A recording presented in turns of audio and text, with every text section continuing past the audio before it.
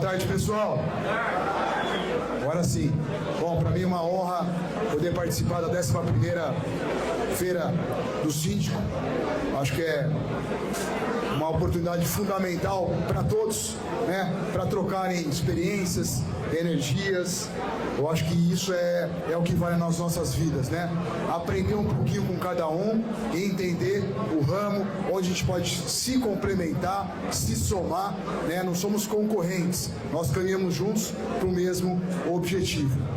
Cumprimentar o Capitão Pereira, meu amigo, Luiz Lima, também meu amigo. Para mim vai ser uma honra muito grande poder intermediar aqui esse debate, esse podcast muito interessante. Parabenizar meu amigo Ricardo da Foxconn também, agradecer pela oportunidade, por estar aqui com vocês, e agradecer também a Deus sempre por nós estarmos aqui. Bom, já direto ao ponto, capitão, um tema delicado, né, um tema polêmico, em que eu sou fã também. Digo que, como vereador, também já trabalhei antes na Secretaria de Segurança aqui de Campinas, então me apaixonei aqui pelas forças de segurança, pela Guarda, pela Polícia Militar, tenho muitos amigos. Então, já direto ao assunto, capitão. A segurança pública, como todos sabem, é dever do Estado e direito de todos. A existência, vamos lá, hein, de empresas privadas de segurança enfraquece esse princípio constitucional. Agora a bola está com vocês e eu vou dar meu pitaco político aqui. Boa noite a todos meus amigos aqui, é mais uma honra de estar mais uma vez na Feira do Síndico e Empreendedores daqui de Campinas. Sensacional estar sempre com vocês aqui. Está com meu amigo aqui, vereador Marcelo Silva, meu amigo Lima Paulo, da minha turma da Academia do Barro Branco. Sensacional encontrar os amigos aqui, já há 23 anos, né, Lima? Sensacional, muito prazer. Marcelo, esse tema é polêmico, mas a resposta ela é bem contundente, tá? Não enfraquece. A questão hoje, não existe segurança pública sem a simbiose, sem a conexão com a segurança privada. Tudo que nós temos hoje, todos os avanços que nós podemos ter na segurança pública é graças à segurança privada. Aliás, tá? Posso falar com muita propriedade, até na presença de um profissional hoje da segurança privada, que é o Lima Paulo.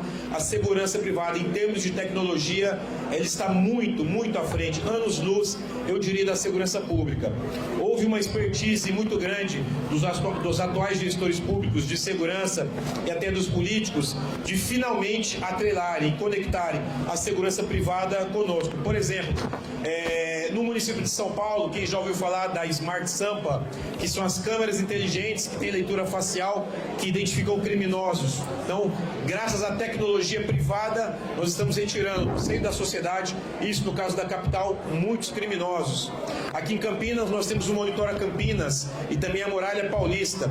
Então, toda essa simbiose entre a segurança pública e a segurança privada, somente quem tem a ganhar é a população, com redução de índices cada vez maiores.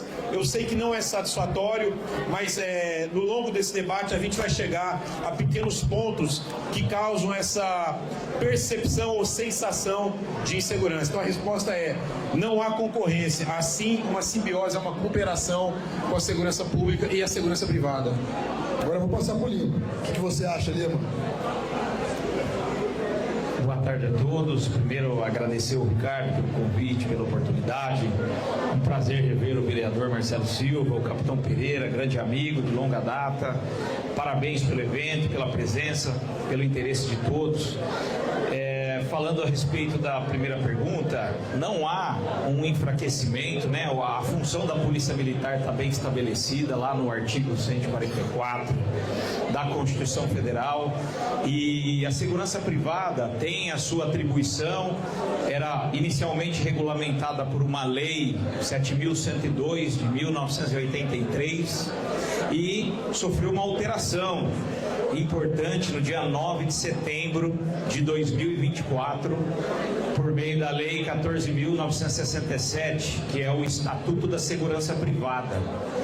Quando nós observamos o Estatuto da Segurança Privada, tem um artigo 5º que deixa muito expressa que a segurança privada não sobrepõe as atividades de segurança pública e também estabelece claramente quais são as atividades de segurança privada, que, sem dúvida nenhuma, tem um objetivo comum, né, de tornar uma sociedade mais segura, garantindo aí a dignidade das pessoas, a integridade, a vida, a proteção do patrimônio, né? Então, eu vejo que se somam os trabalhos. Ô Lima, só para complementar o que você falou aqui, para vocês terem uma noção, aqui na região de Campinas, nós vamos ter cerca de 3.000 policiais na região. Creio eu que de vigilante, de segurança patrimonial, isso pode chegar a cerca de 30.000, não é isso, Lima? Exato. Só de vigilantes hoje no Brasil ativos, nós temos 530.000 vigilantes. Houve um crescimento de 2023 para cá, mas uma queda desde 2018. Nós já chegamos no Brasil 630.000 vigilantes trabalhando, né? Formados são 2,5 milhões de vigilantes. Só na região de Campinas, hoje eu sou diretor operacional, né, do grupo GPS. Só na região aqui do interior nós temos quase 9.000. Mas se somarmos de todas as outras empresas, com certeza a gente chega nesses 30.000 vigilantes facilmente. E é uma classe que nós precisamos sim dar toda a atenção. Estamos lutando por vários projetos lá na Câmara dos Deputados, a aposentadoria especial. Então nós estamos em contato, Lima, com os vigilantes, com a classe, apoiando. Porque assim, muitas vezes eles, entre aspas, podem fazer sim, às vezes da Polícia Militar, às vezes da Guarda Municipal, e fazem a nossa segurança. Fazem a segurança do nosso condomínio, fazem a segurança da nossa empresa, fazem a segurança da nossa casa. Então, tem aqui todo o meu carinho, o meu respeito por essa classe. E nesse sentido, eu já faço uma pergunta para vocês do vigilante. Quando um vigilante armado atua ostensivamente em espaços públicos, isso representa reforço à ordem ou privatização disfarçada da segurança pública? Esse é um tema polêmico.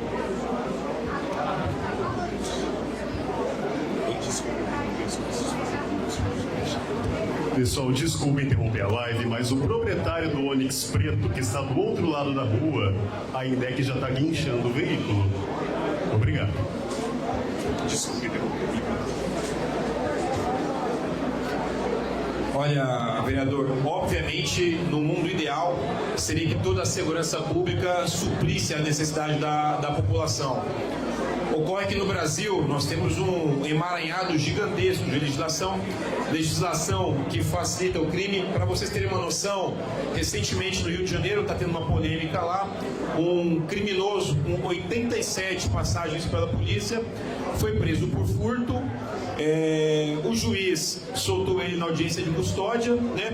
Isso foi para a imprensa tudo. Esse mesmo juiz, ele entrou com uma ação na justiça para, como é que eu posso dizer assim, cessar qualquer tipo de comentário, restringir qualquer tipo de comentário a respeito disso. Ou seja, nós temos uma legislação muito frágil com relação à criminalidade, contra a criminalidade. Então, se não houvesse todo esse apoio, todo esse reforço da segurança pública, da segurança privada, inclusive em algumas questões de patrulhamento, seria o que já não é bom para a população, seria muito pior. Então, assim, obviamente que eu vejo como um enfraquecimento das instituições, com certeza é um enfraquecimento. Agora, a realidade está aí, nua e crua. É um fato que a segurança privada teve que tomar esse espaço para que pudesse trazer mais tranquilidade para a população.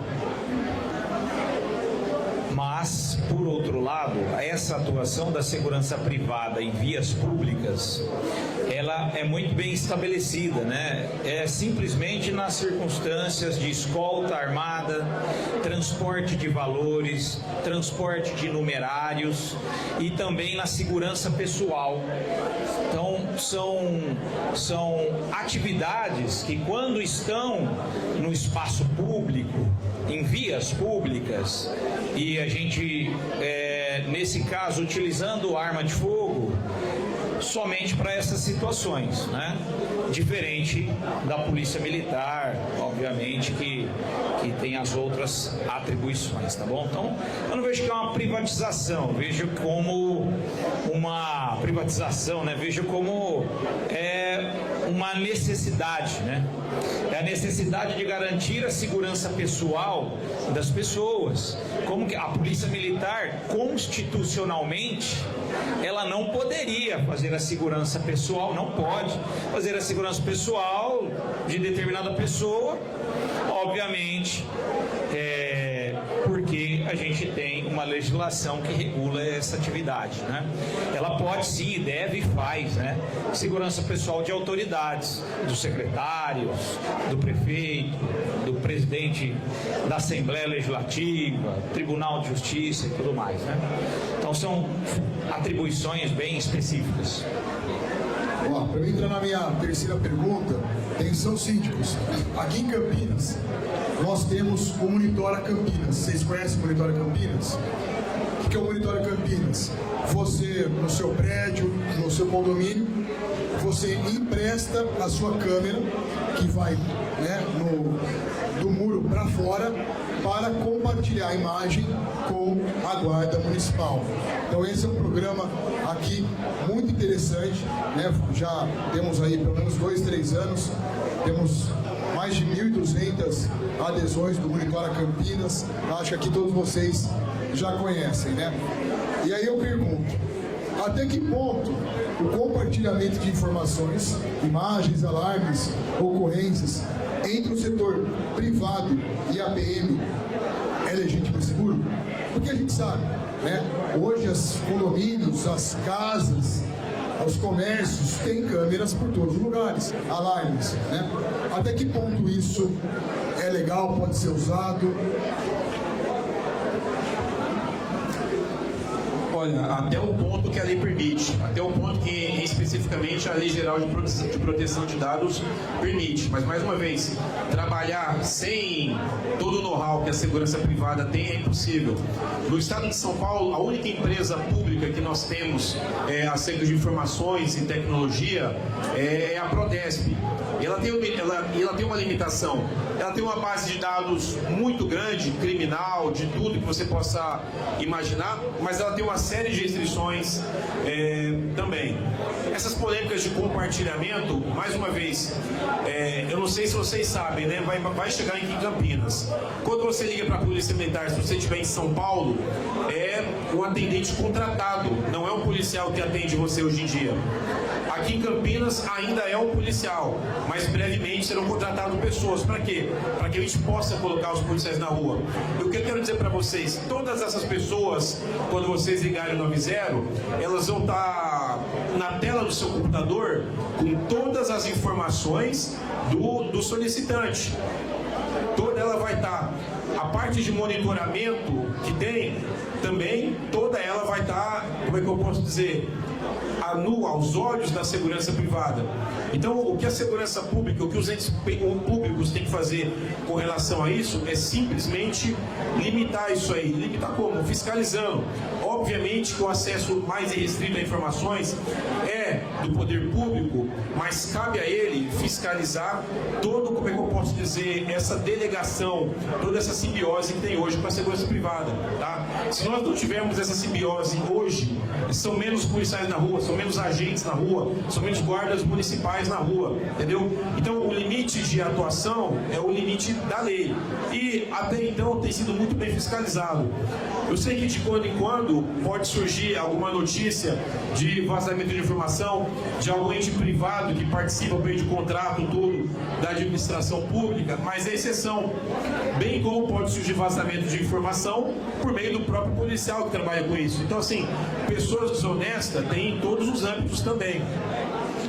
Perfeito. A troca de informações entre a segurança pública e privada, ela é fundamental e vai até o limite onde a gente deixa de ter o interesse privado e quando surge o interesse público, a gente faz o envolvimento do poder público. Então, esse condomínio, por exemplo, foi violado. Veio uma pessoa de fora, entrou, vandalizou, furtou. A partir desse momento, a gente tem um crime de furto, precisa ser registrado o boletim de ocorrência na Polícia Civil e compartilhadas informações com o poder público, porque tem sim o interesse privado, ele continua, mas também tem o interesse público, né? Existem, como o vereador Marcelo bem colocou, as parcerias público-privadas. Isso é muito comum, muito antigo e, se bem feito, gera um excelente resultado, né? Dou até um exemplo de um sistema que eu vi ali da Fox Quality. Hoje você tem diversas bases abertas de consultas. E aí você consegue fazer uma integração com o sistema de controle de acesso e tem condições de saber na hora se porventura aquela pessoa não tem um mandado de prisão em aberto. É uma informação que é aberta, está no Banco Nacional de Mandados de Prisão. Está lá no site, por exemplo, do Tribunal de Justiça. Se a gente digitar o nosso nome lá no site do Tribunal de Justiça de qualquer estado, vai sair a situação criminal. Se a gente responde a um processo, se a gente tem alguma coisa que transitou em julgado. Então existem diferentes tecnologias e ferramentas legais que podem contribuir muito para o interesse privado e também trazer e contribuir muito com o interesse público. Isso não tem nenhuma ilegalidade. Agora, a ilegalidade está muitas vezes, como o capitão Pereira bem colocou com relação à LGPD, se nós pegarmos esse tipo de informação e dermos publicidade. Tem um artigo lá na Lei Geral de Proteção de Dados que fala muito sobre a questão da publicidade da informação, né? Primeiro, que é um dado público e aberto. Ninguém está se baseando em informações em bancos de dados restritos da própria polícia. Não, são informações abertas, né? E eu não estou dando publicidade. Ninguém está colocando uma faixa lá falando, olha lá, esse está procurado. Não. Aí a gente faz a ligação para o 90, porque a justiça e a polícia procuram por aquela pessoa e vai levá-lo lá para o sistema penitenciário. Então, é fantástica essa colaboração de informações. A gente só tem que respeitar bem os limites. E quantas ocorrências também tiveram em grandes loteamentos, condomínios, onde prestadores de serviço vão executar um trabalho, de repente a empresa de segurança vê lá, tem o seu sistema, puxa, realmente que tem uma ocorrência, chama a polícia militar. Então, é onde também tem um fluxo muito grande de pessoas. Então, é fundamental esse trabalho. Claro. Só uma complementada, né? Falando do civil com essa questão de segurança. Vocês sabem aqui em Campinas qual o departamento, dos departamentos que mais prendem procurados pela justiça? Alguém tem noção? Você acha que é a Polícia Militar, a Polícia Civil? Alguém tem noção? É o poupa-tempo, pessoal. O poupa-tempo, exatamente, ali no Campinas Shopping, é um dos lugares que mais pessoas procuradas pela justiça são detidas. Então a pessoa vai lá renovar o RG dela, alguma coisa desse tipo, o funcionário civil que está lá terceirizado puxa o RG dele e vê que ele está procurado, e aciona a polícia. Então, sim, essa colaboração ela existe e isso é uma prova prática do que acontece no dia a dia. Essa eu não sabia, capitão. Bom, próxima pergunta. Pode.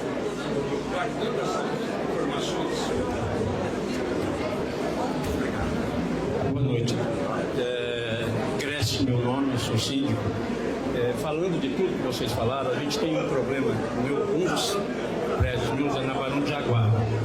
Recentemente mexeram num carro à noite e a pessoa muito sem educação foi até nós pedir informações sobre as câmeras. Até que ponto a gente pode ou não passar para esse proprietário, porque ele, na cabeça dele, ele acha que nós somos responsáveis, porque nós temos as câmeras na rua, ele acha que a gente tem que ceder essas imagens, mas tem dados de proteção ali. Como é que a gente pode agir dessa forma? Liga o 90, chama a polícia, o policial vai constatar se de fato ele é o proprietário. Se houver possibilidade de você passar para a polícia militar a câmera dos criminosos que cometeram o ilícito, ilícito, perfeito, mas também não tem a obrigação de passar. Não tem essa obrigação de passar imediatamente para a Polícia Militar. A Polícia Militar não tem essa prerrogativa, tá? Agora, você passa. Depois a Polícia Civil pode solicitar, oficiar, aí são outras coisas. Agora, eu aconselho, aconteceu isso, ele está precisando, você está desconfiando, liga o 90. Liga o 90, a polícia vai até lá, se tiver alguma desconfiança, ele já vai passar para a equipe policial, e aí muitas vezes a equipe policial, por conhecer o criminoso, tudo por ser da região, facilita isso aí. Agora, jamais passaria essa informação para os desconhecidos. Aí uma pergunta importante também, que alguns síndicos também sempre me questionam. Capitão Lima, quando um vigilante presencia um crime, o que ele deve fazer? Ele deve agir ou apenas acionar a polícia? Qual é o limite, né, entre colaborar e intervir? Isso é algo recorrente, né? Bacana, pergunta boa. Bom, primeiro que no Código de Processo Penal, a gente tem lá estabelecido no artigo 301, que fala que qualquer um do povo pode prender quem se encontrar em flagrante delito. E o 302 fala quais são as circunstâncias do flagrante delito. Então, não só o vigilante, mas qualquer pessoa pode prender quem se encontra em flagrante delito. Obviamente que o vigilante, ele tem um curso de formação, ele tem disciplinas de defesa pessoal, tiro, tem a sua reciclagem a cada 2 anos. Então, particularmente, vai depender muito da circunstância dele atuar ou não. Mas, lembrando que não só o vigilante, mas qualquer pessoa pode, né, tá lá no Código de Processo Penal. Agora, dependendo da gravidade da ocorrência, eu recomendo que não. Eu recomendo que ele acione a polícia, se abrigue. Vou dar um exemplo. Estabelecimento bancário. Dezenas de pessoas dentro da agência. Entra lá uma quadrilha com 2 fuzis para roubar a agência bancária. Aí ele está com o 38, com um monte de gente na frente. Ele está vendo as pessoas entrarem lá na frente. Tecnicamente está errado se ele tiver algum tipo de reação, né? Então, falando tecnicamente, ele não deve reagir, né? Ele precisa se abrigar, tem os dispositivos eletrônicos de segurança para acionar a polícia, e a polícia, sem dúvida nenhuma, vai fazer uma aproximação de maneira segura para preservar a vida de todo mundo e ter o melhor desfecho. Mesma coisa em um condomínio, né? A gente já teve, infelizmente, em algumas circunstâncias aí da vida, poxa, o morador está sequestrado. O que o vigilante faz? O vigilante não faz nada, ele liga para a polícia, não deixa ninguém chegar próximo, isola o local, e a hora que alguém especializado chegar, vai começar a negociar e por aí vai. Então depende muito das circunstâncias. Eu acho que ninguém aqui, síndico, empreendedor, empresário que contrata um vigilante, quer que ele seja um mero espectador do que está acontecendo. Você espera uma atuação desse profissional. Só que esse profissional, ele tem que agir com inteligência. Muitas vezes o criminoso que ele se deparar não vai estar sozinho, vai estar em superioridade numérica. Então ele tem que ter essa inteligência cognitiva, operacional, de saber a hora de atuar, a hora de pedir um apoio. E o que há de mais rápido em apoio, pessoal, é o 90. Eu sei que muitas pessoas vão reclamar que por vezes ligam o 90 e não são atendidas imediatamente. Por exemplo, com ocorrência de perturbação de sossego. Só que são milhares de ocorrências, não tem viatura para atender tudo isso daí.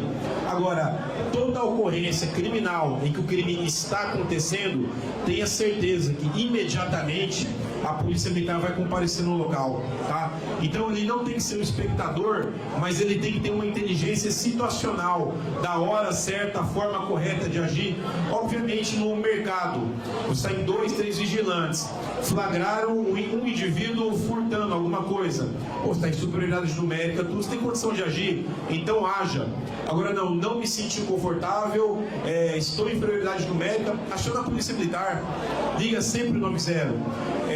Parece muito simples o que eu estou dizendo, mas a gente tem vivido um problema geral em todo o país, chega a ser cognitivo, desculpa falar a palavra, porque as pessoas veem o que vai acontecer, Eu sei que alguns já acompanharam essa palestra eu falando isso aqui, tá? Mas a pessoa tá vendo o que vai acontecer, ela liga pro patrão, ela liga pro amigo, ela liga pra mãe, pro parente, liga pro amigo policial e não liga pro policial. Entendeu? O que tem de mais importante, a arma mais importante do profissional de segurança é a comunicação. E o celular, o telefone está no alcance dele, ligou 90, vai ser o melhor apoio que ele pode ter. É isso. E quem sabe o telefone da Guarda Municipal aqui, vocês sabem?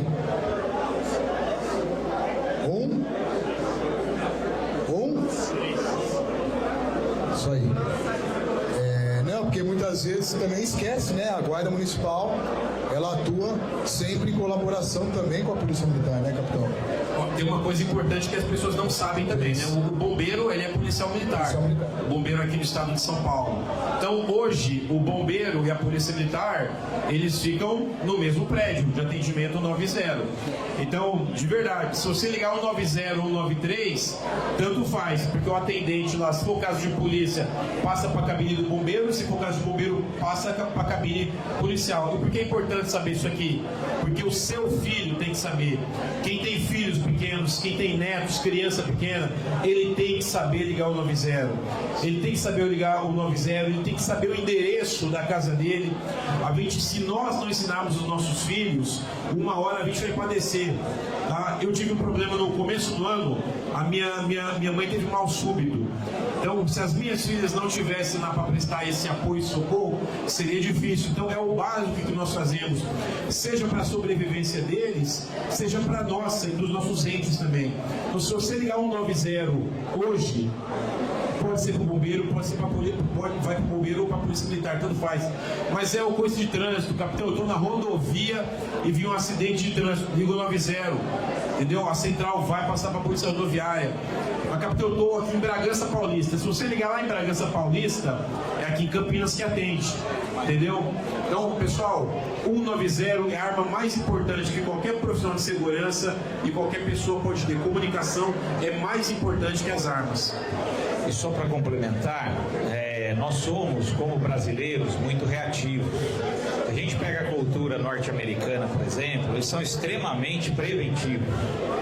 Eles acreditam friamente no pior e se preparam para o pior.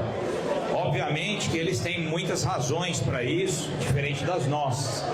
Mas tem muito condomínio que a gente se depara, e aí estou dizendo que a gente cuida de algumas centenas deles, que a gente se depara que não tem uma análise de risco.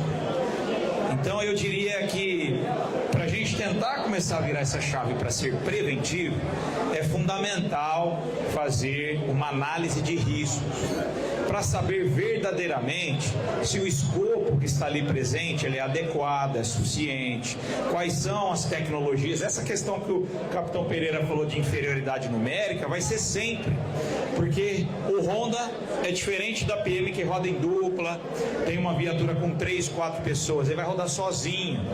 Então, se alguém violar o perímetro, vai pegar uma pessoa sozinha, mas ele dispõe de alguma tecnologia para acionar um pânico, que hoje tem milhares, pelo celular, com um botão, de diferentes formas, para avisar a central de monitoramento, e a central de monitoramento verificar que ele está coagido e acionar a polícia militar. Então, uma análise de risco é a que vai trazer para o condomínio o grau de risco que aquele empreendimento, que aquele condomínio ou associação representa, e, consequentemente, vocês vão conseguir fasear a construção de uma segurança que mitigue esse risco, essa chance de ter uma ocorrência. É isso. Vamos lá para a próxima pergunta. Apesar de ser, às vezes, óbvio, é bom a gente sempre frisar aqui, né, capitão Lima? O vigilante ou o controlador de acesso podem solicitar a identificação dos policiais? Essa é polêmica. A pergunta aqui para quem não ouviu. O vigilante pode solicitar a identificação dos policiais? Meus amigos, existe até um crime, uma contravenção penal, para caso que o civil não se identifique ao policial, ele comete uma contravenção. Então, quando o policial solicitar uma identificação, você é obrigado a dar. Você não é obrigado a dar com a documentação, mas você é obrigado a se identificar com ele. O problema é que nós temos, muitas vezes, em algumas ocorrências de loteamentos ou condomínios, o crime está acontecendo e o vigilante retarda a entrada do policial no ambiente.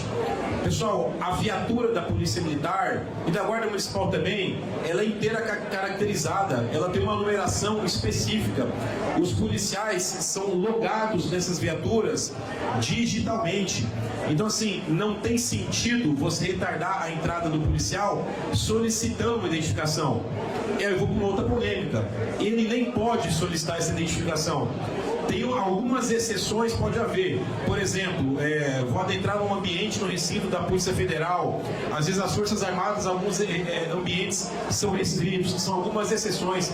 Mas a regra é que ele não pode solicitar essa identificação. O policial por si, a não ser, obviamente, o policial paisano e tal, ele está como cidadão.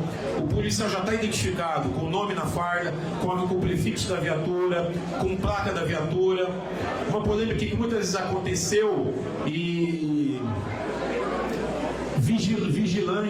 vigilante ou controlador de acesso de banco. Às vezes o policial vai adentrar o recinto e o vigilante ele quer solicitar a funcional do policial militar. Aí eu pergunto para vocês, o que é mais fácil eu falsificar?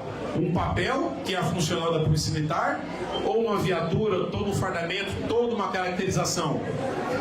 Para essa situação do vigilante bancário, tem uma exceção polêmica no estado de São Paulo, tá? Eu acho que lá para 2005, 2006, Lima, a Febraban, por conta dessa polêmica, ela provocou a Polícia Militar, pedindo para a Polícia Militar, tá ouvindo?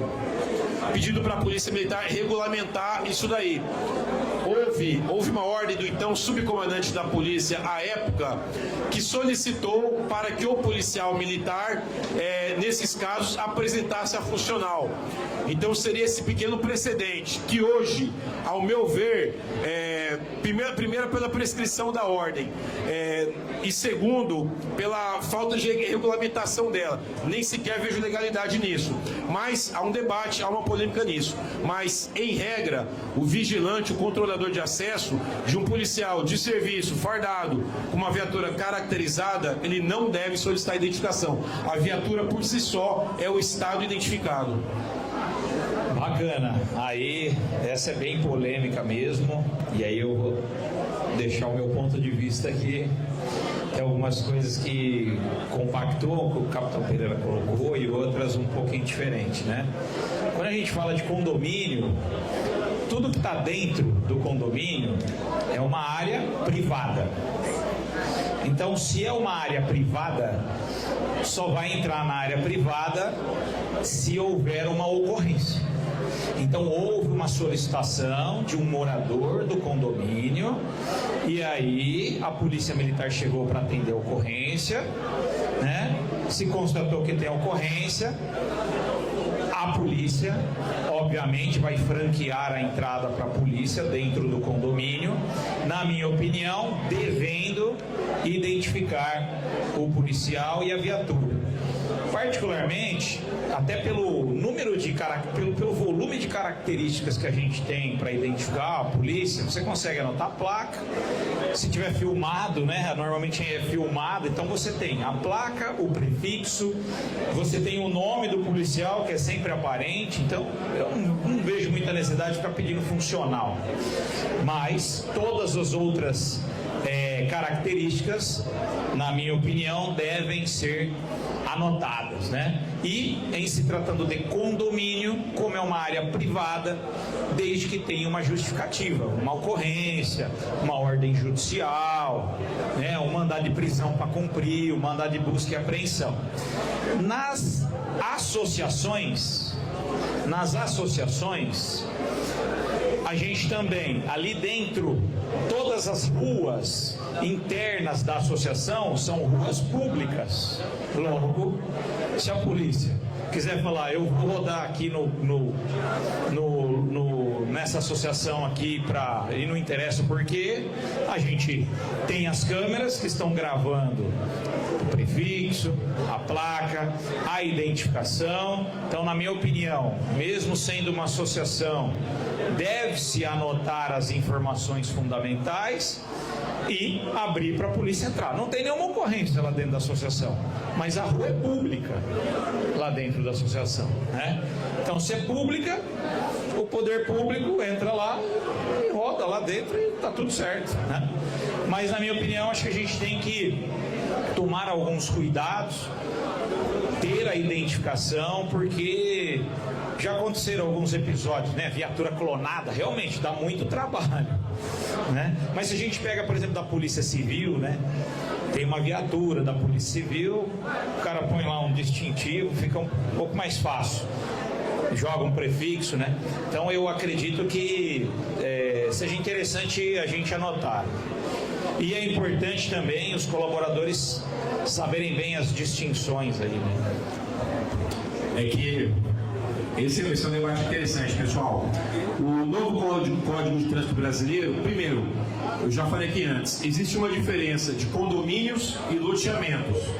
Os condomínios têm uma lei que rege e os loteamentos têm outras. Os loteamentos, a gente tem vou falar um loteamento clássico aqui em Campinas, o Suíça Park. Toda aquela área interna comum ao público, ela é uma via pública. Então, em regra, não deveria ser restringido nem o cidadão comum de entrar. É polêmico isso que eu vou falar, mas o que eu estou falando está dentro da lei. Tá? Se nem o cidadão comum pode ser impedido de entrar, eu quero entrar aqui para conhecer, para ver como é que é. Imagine uma viatura da polícia. E com relação aos condomínios, o artigo 2º do Código de Trânsito Brasileiro, pode pesquisar, parágrafo único, ele fala que as vias de condomínios, shopping centers, supermercados são considerados vias públicas.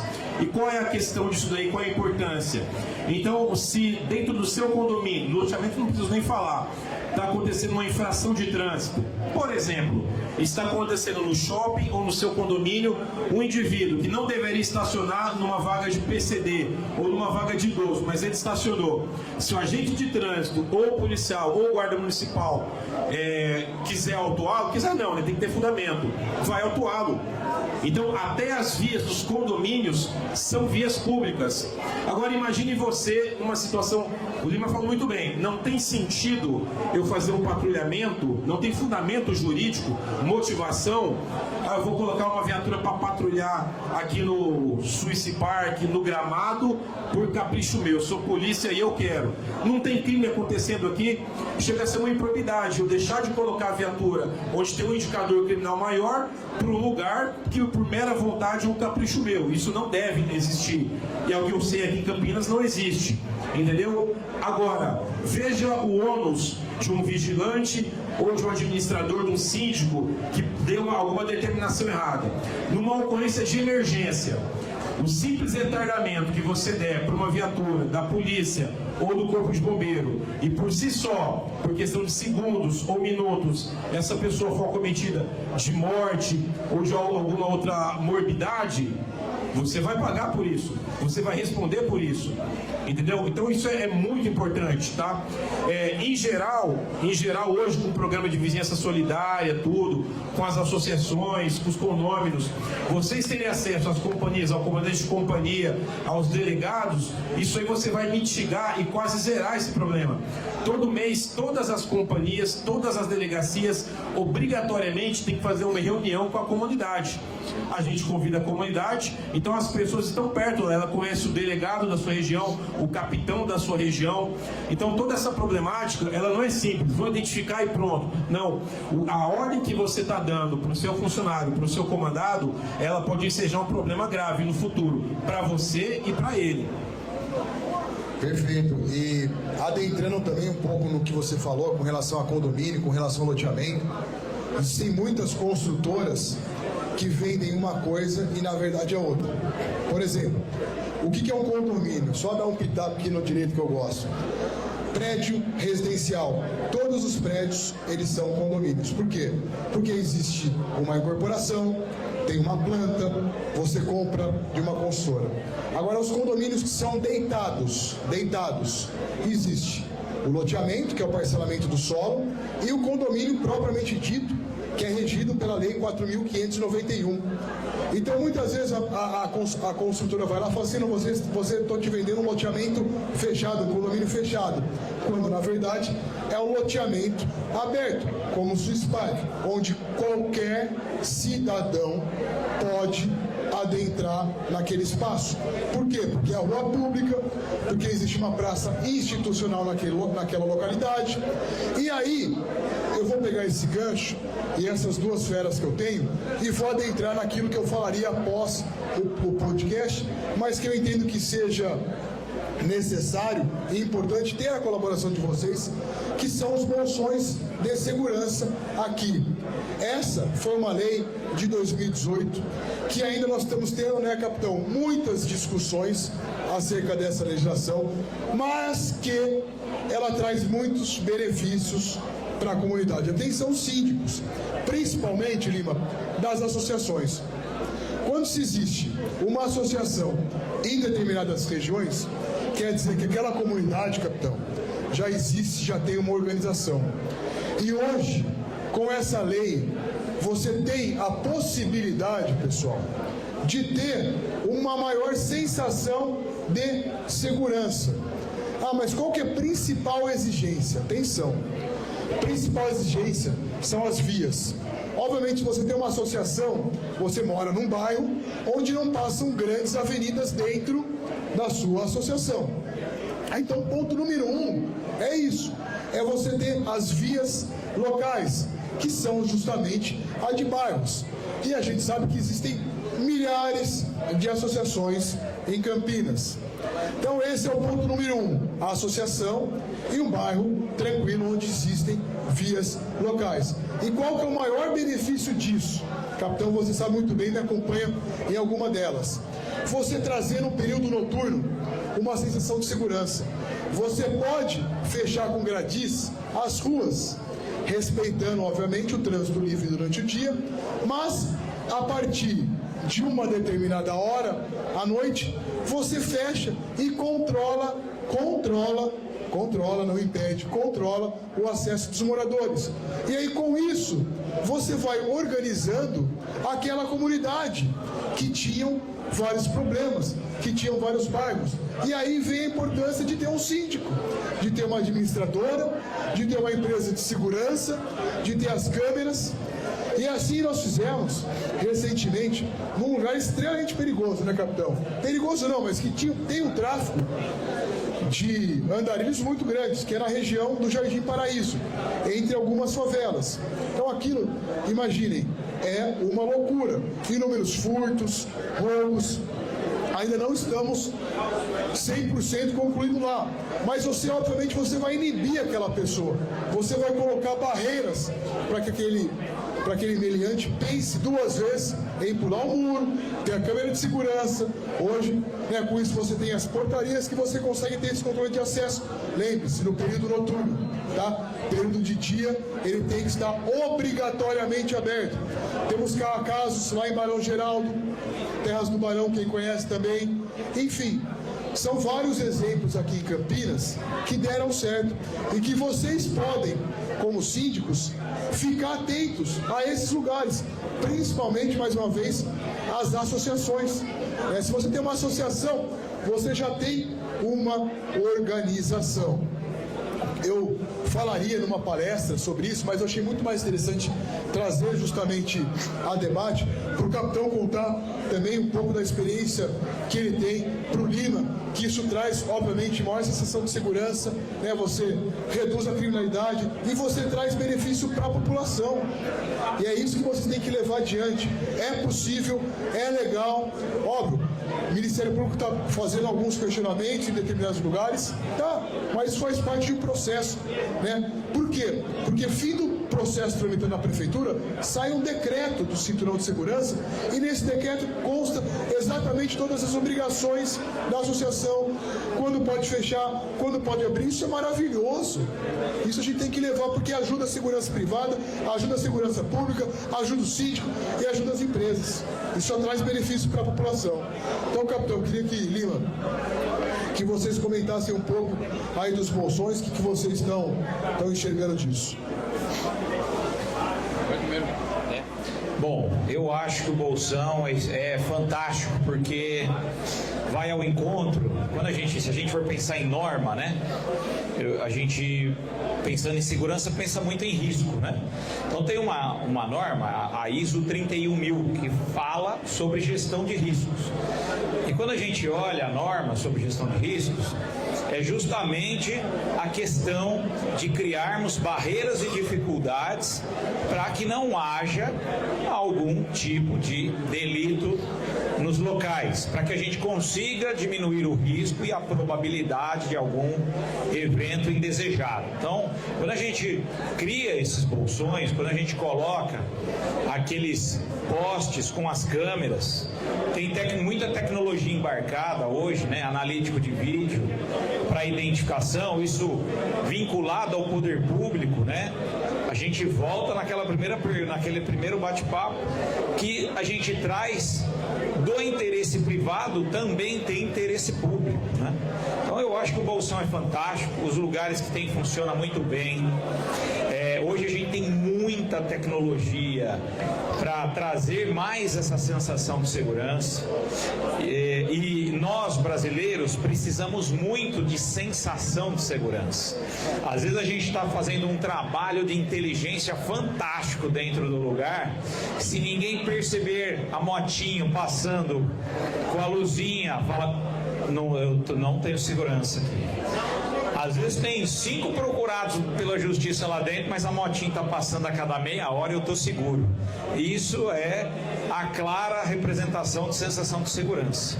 Então os bolsões funcionam muito bem, tem muita tecnologia para implementar nos bolsões, além das barreiras físicas, como o nosso vereador Marcelo colocou aqui, dos gradis, né? Então eu sou totalmente favorável, eu acho que a gente tem que incentivar muito isso. O vereador Marcelo Silva é o autor da lei, ele é o político que tem encampado os bolsões de Campinas.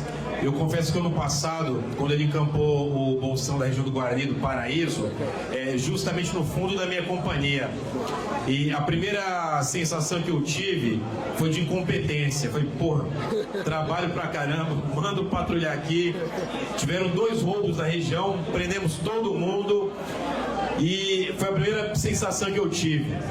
No dia seguinte eu pensei, pô, mas se eu morasse aqui, eu ia achar excepcional. Eu tenho que me colocar do outro lado. E aí eu comecei a analisar e pensar diferente. Pensei também no aspecto científico disso daí. Pô, deixa eu mensurar como é que vai estar a questão de segurança antes e pós-bolsão. Vale a pena? Traz não só sensação, percepção, traz segurança real? Eu mudei minha opinião. Eu vejo que muita gente, hoje em dia, que mora em bairros bons, mora em casas boas, as pessoas ficam atordoadas, incomodadas, fragilizadas, em especial com a quantidade imensa de pessoas em situação de rua na nossa cidade. O último censo deu cerca de 1.400 pessoas em situação de rua em Campinas. Então essas pessoas perambulam, especialmente à noite, funcionando no seu lixo, furtando seu hidrômetro, furtando qualquer coisa que acham lá para converter em droga, e gera todo um desgaste para você. E hoje eu penso diferente. Eu penso que se você tiver na sua rua uma condição, porque não são todas as ruas que vai ser possível fazer um bolsão, mas você que mora numa rua sem saída, excepcional. Você que mora num bairro restrito, excepcional. Mais que excepcional, praticamente você transformaria essa região sua num loteamento, num condomínio particular. Entendeu? E a gente poderia resgatar toda aquela tranquilidade de deixar os nossos filhos, nossos netos na rua, andar na rua à noite.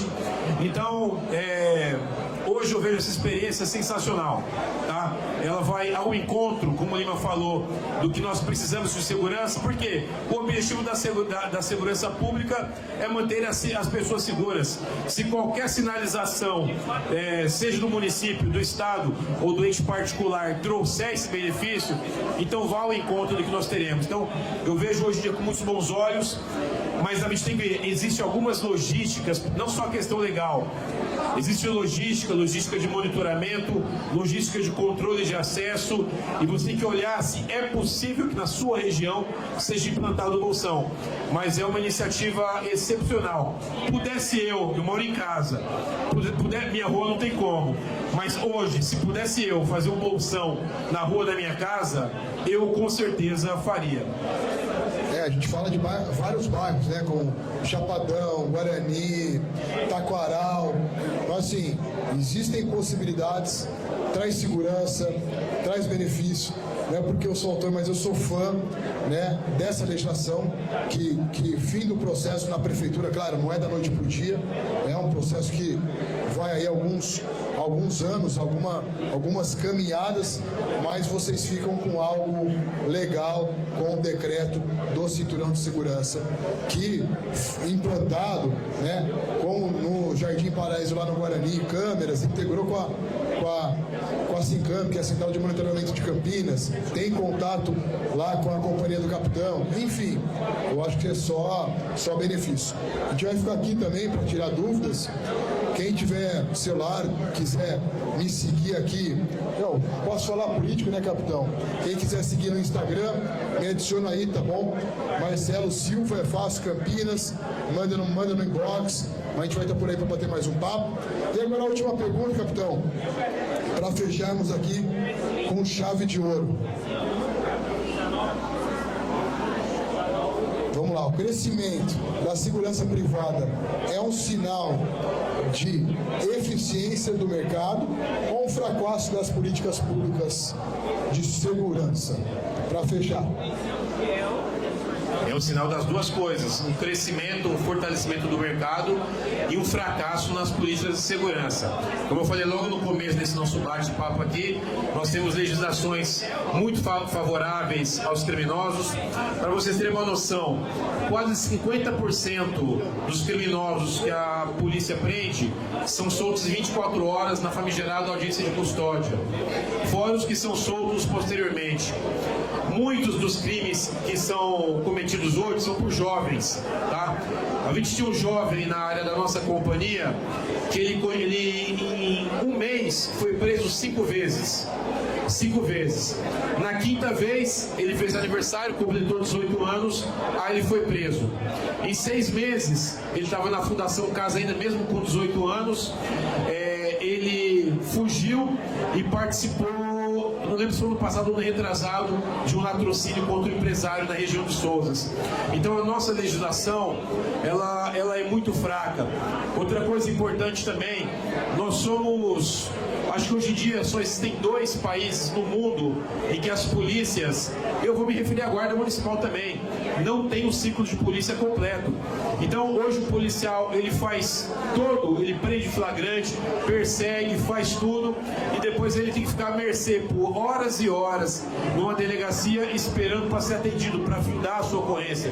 Isso é extremamente desgastante.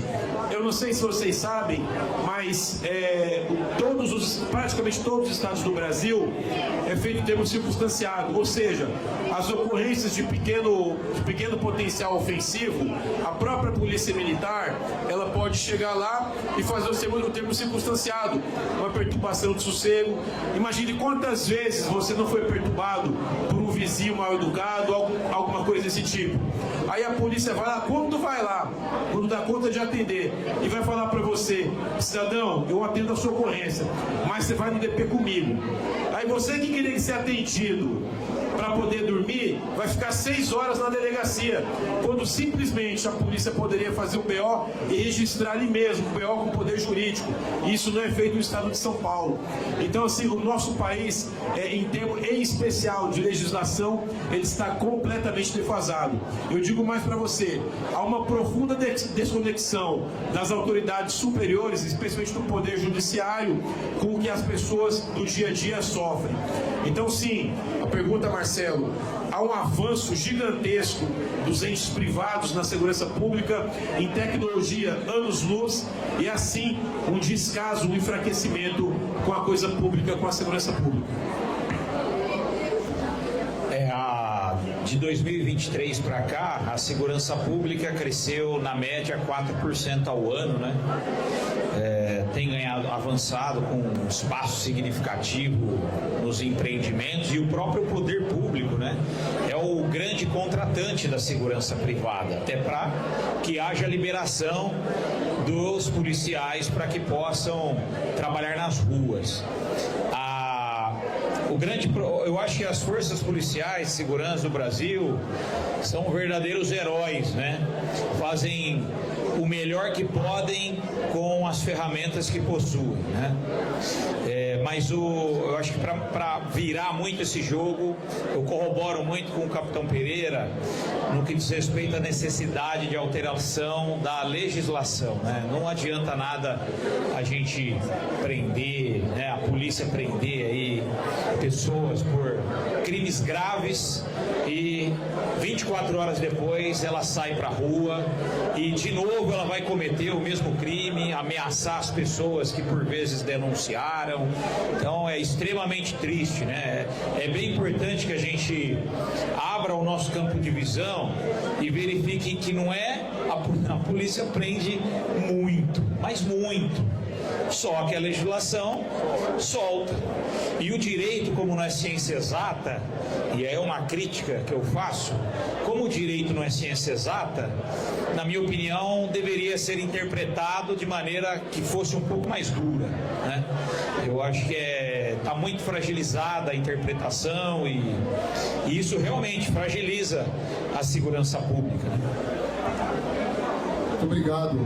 Antes de encerrar, eu queria abrir a pergunta, se alguém quiser fazer alguma pergunta.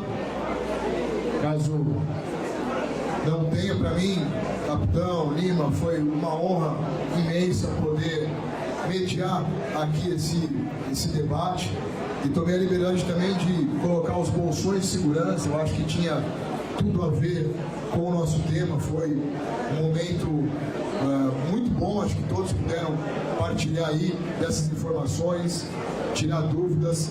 Obrigado, capitão, obrigado, Lima. Agradecer mais uma vez ao Ricardo pelo carinho, pela oportunidade. Aqui está quem não quis ainda adicionar nas redes sociais, só colocar o QR Code, Marcelo Silva, Campinas. Foi um prazer imenso estar ao lado de vocês. Muito obrigado e uma ótima noite a todos.